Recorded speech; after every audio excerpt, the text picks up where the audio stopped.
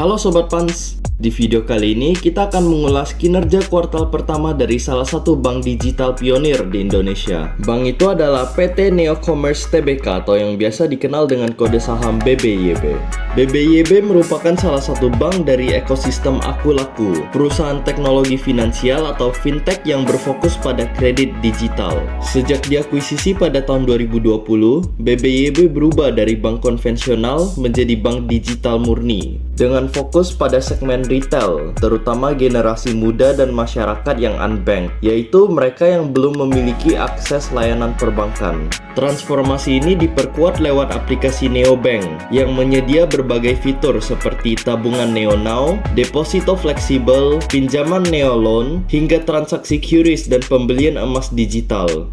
Per Maret 2025, pengguna Neobank telah menembus 28,9 juta orang.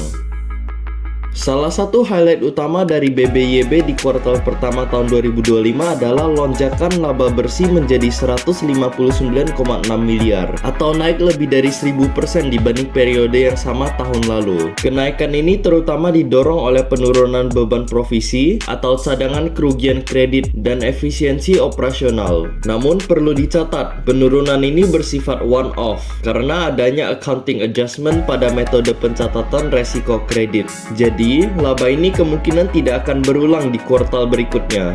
Meskipun demikian, indikator efisiensi BBYB tetap membaik. Pertama, cost of fund atau COF turun ke 5,9%. Kedua, cost to income ratio membaik ke 29,1%. Dan ditambah lagi net interest margin atau NIM turun ke 15,8% yang dikarenakan oleh diversifikasi kredit.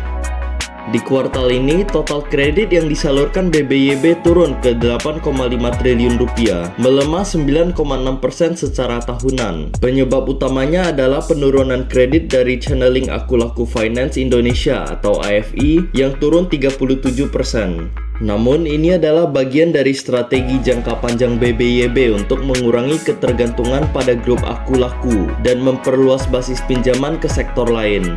Misalnya, kredit modal kerja melonjak hampir 99% menjadi 2,69 triliun rupiah dengan NPL atau non-performing loan yang membaik ke 2,3%. Selain itu, BBYB juga mendorong pinjaman langsung melalui Neo Loan dan investasi kecil. Langkah ini memperkuat arah BBYB menuju model pembiayaan yang lebih beragam dan berkelanjutan. Di sisi pendanaan, dana pihak ketiga turun menjadi 13,7 triliun rupiah. Penurunan ini terutama berasal dari deposito berjangka yang turun 7,7% year on year. Sebaliknya, KASA atau Current Account Saving Account justru naik 4,4% dengan giro yang melonjak 114%. Ini menjadi sinyal positif. BBYB memang menargetkan peningkatan porsi KASA demi menurunkan COF atau Cost of Fund dan menjaga stabilitas likuiditas. Perlu diketahui, struktur dana pihak ketiga dari BBYB didominasi oleh nasabah retail dengan average ticket size 400-500 ribu rupiah dan exposure deposan besar yang rendah, hanya sekitar 5% dari total DPK. Ini mengurangi resiko jumbo withdrawal. Dari sisi kualitas aset, BBYB menunjukkan perbaikan signifikan. LAR atau Loan at Risk turun menjadi 11,4%. Begitu pula NPL gross yang turun ke 3,2% dan NPL coverage ratio yang meningkat ke 210%. Artinya BBYB semakin selektif dalam menyalurkan kredit dan memperketat risk assessment mereka. Ditambah lagi strategi efisiensi yang terlihat dari penurunan beban operasional hingga hampir 20% secara tahunan.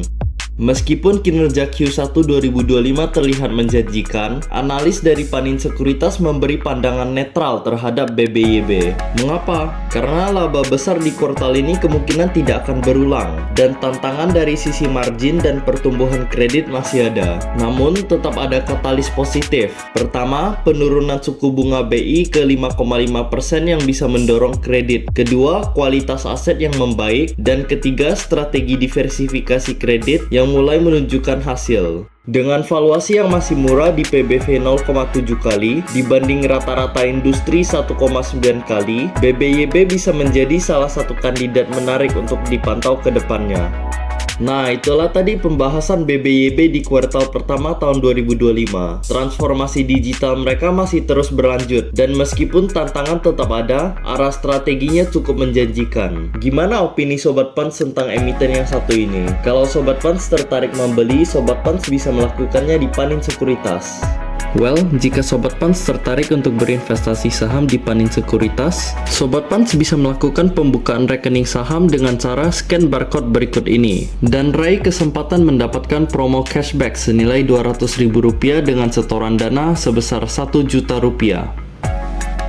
Khusus menggunakan RDN Bank Panin, dan Sobat Pans dapat menyetorkan dana dalam jangka waktu 7 hari setelah RDN jadi. Well done, happy trading dan happy investing. Investasi aman bersama Panin Sekuritas Pontianak.